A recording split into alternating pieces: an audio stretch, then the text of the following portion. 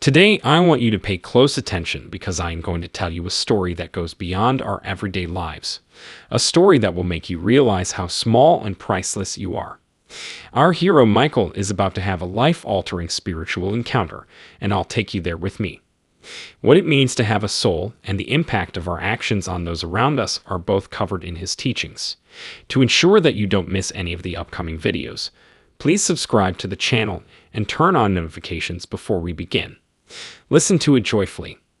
My name is Michael, and I currently reside in Denver, Colorado. I've always had a thing for being outside, especially when it came to mountain hiking. I have always made the most of any chance to satisfy my passion for nature by exploring the Rocky Mountains in all their glory. Mid-September on a Saturday morning. The sky was a clear blue, and the wind was cool and refreshing. My target was Long's Peak, one of the area's most intriguing and challenging mountains. The beginning of the hike was uneventful. I had prepared ahead of time by gathering all the essentials in a small backpack, as well as a surplus of water, energy food, and my trusty GPS. A large number of hikers, eager to take advantage of the beautiful weather, crowded the trail. I never would have imagined that this hike would be my last. The stunning vista at the peak more than compensated for the challenging climb. An indefinable scene was created by the endless mountain ranges and valleys. As I took a moment to appreciate Earth's magnificence, I experienced an unusual calm. I figured it would be a fantastic idea to take some pictures to show my wife Sarah and our two kids Emily and Jack, who were eagerly anticipating my return home. After a little break, I began the descent, and then everything changed. Midway down, I slipped on a slippery rock.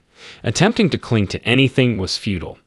Upon perceiving the void below, I started to descend. The globe spun about in a mess of confused pictures before it became dark completely. I couldn't even open my eyes because the pain was that bad. I was immobile and in excruciating pain with every breath. I sensed that something dreadful was wrong. I felt as though I were slipping into an eternal sleep, my consciousness vanishing completely. Then suddenly there was total quiet. I was in that altered state for some unknowable duration, yet upon regaining consciousness, I saw a radical change. A completely different frame of mind had taken over me. I was met by a breathtaking garden that stretched towards a golden sky and was embellished with multicolored flowers and tall trees. I was immediately put at ease as a soothing scent drifted across the air. I got to my feet pain-free and stared in wonder at my environment. It was then that I saw him. Seated on a bench beneath a large tree was a man who appeared calm and friendly. There was a warm smile on his face and a gentle light in his eyes. Jesus Christ was instantly identifiable to me. I approached with caution, my heart pounding with each step. As he reached out his hand, Jesus invited me to sit down beside him. Despite the strange situation, I was surprisingly calm and obeyed. As he greeted Michael, his voice was both firm and welcoming.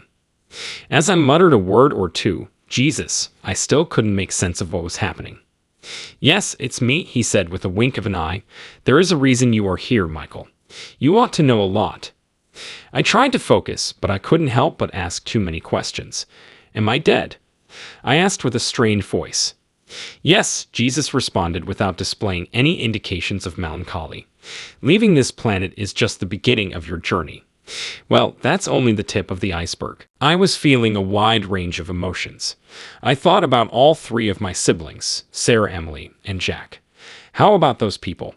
Will they be visible to me? Jesus put his comforting hand on my shoulder. "Rest assured, Mike, they will be fine. They will become more resilient and capable of handling life without you, and you will be there to support them every step of the way." As a tear fell down my face, a wave of both melancholy and tranquility swept over me. Why have I ended up here? Why me?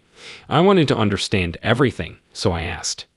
Each soul has a purpose, and even the most insignificant things in this world have meaning, Jesus said in response. You have arrived on this planet with the purpose of discovering more about death, the soul's journey, and its final destination. Someone motioned for me to get up and walk with him. As we meandered through the garden, Jesus started to show me scenes from my life. I witnessed happiness and sadness, success and failure. With each picture came a profound explanation. Every choice you made had an impact on more than one person, Michael, Jesus said. The impact of your encouraging words and kind deeds will last a lifetime. He showed me that even the most insignificant actions I take on a daily basis can have far-reaching consequences for people I've never met. In my experience, a simple grin may go a long way in making someone's day, and a word of encouragement can do wonders for a friend who is down and out. Souls are interconnected, Jesus expanded.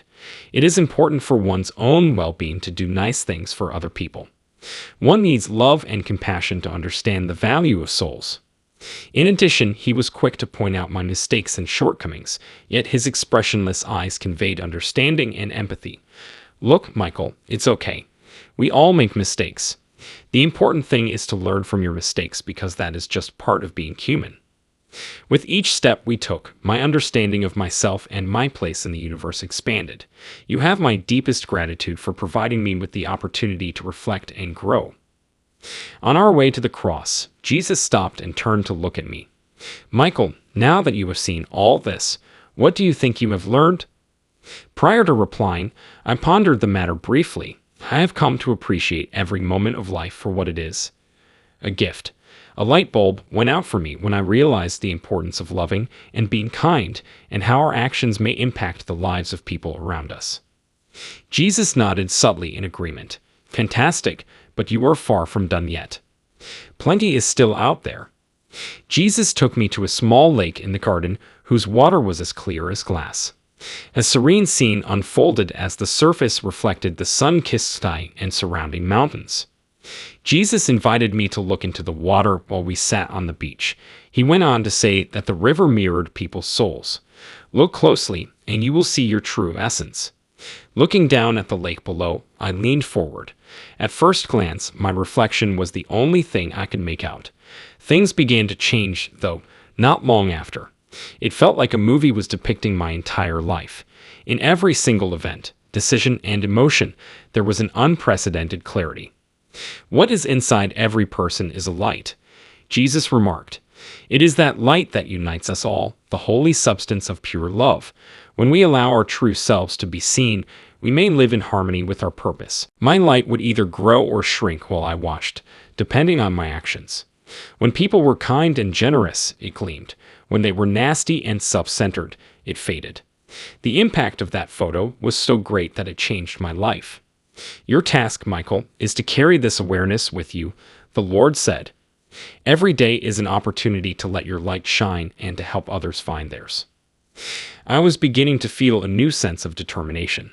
I longed to be back on earth where I could put my newfound knowledge to use and to be with my loved ones. I wanted to be a light to everyone I met and love them unconditionally.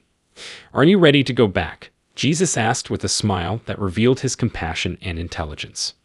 Yes, I murmured solidly. I am ready. An explosion of joy and love washed over me the moment Jesus took hold of my hand.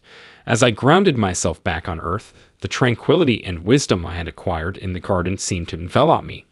Upon waking up in a hospital bed, I could see Sarah, Emily, and Jack all there, their frightened faces clearly evident. I was welcomed by my family, who were overwhelmed with relief and delight. Even though my injuries were quite serious, I was able to survive the incident.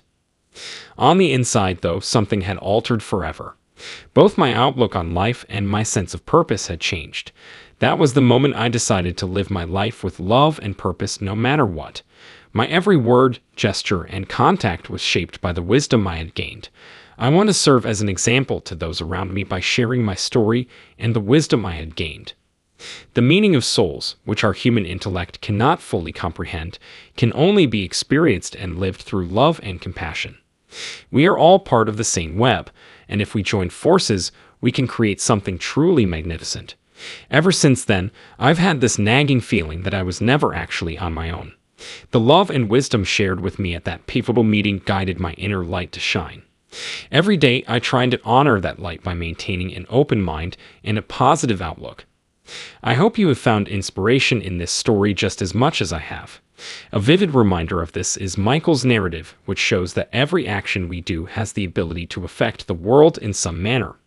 If this video touched you, please share it with someone who could benefit from it and give it a like. We would also highly value your opinions. Please share your reactions, ideas, and experiences in regards to this incredible story by posting a comment below. This video is fun. When we meet again, I will be there.